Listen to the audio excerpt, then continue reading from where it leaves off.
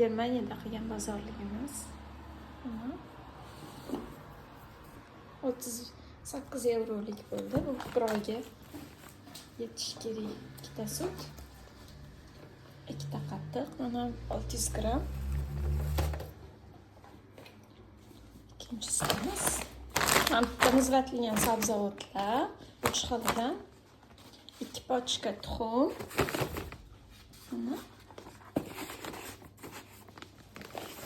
Bundan tashqari mana ikkinchi tovuqimiz bor bu yerda. Yana kartoshka, piyoz 2 kilodan. Keyin bo'ldi hammasi mana shu 38 yevrolik bozorlik qildik biz. Tunfish oldik, keyin tunfish mana bu rozada baliq. Yog'i bilan ujqanaqa tushonkaga o'xshagan. Bu 3 xil meva, sabzavotlar muzlatilgan. Mana chechevitsa, bu 10 minutda pishadigan chechevitsa. Bu yerda mana bizda Nestle Hafaflotning bu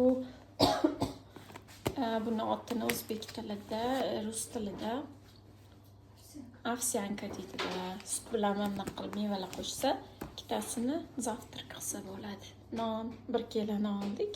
Shularning hammasi 38 yevro. Keyin bitta boyagi tvorojniy, anaqa Kinder mana qoldik. Buni lekin kam olamiz biz. 2 yevro ekan, skidka. Shuning uchun ham yegimiz keldi. Rosa shirin lekin. Yogurtlar ham 600 gram zo'r. Bu meni studentskiy yotoqxonam.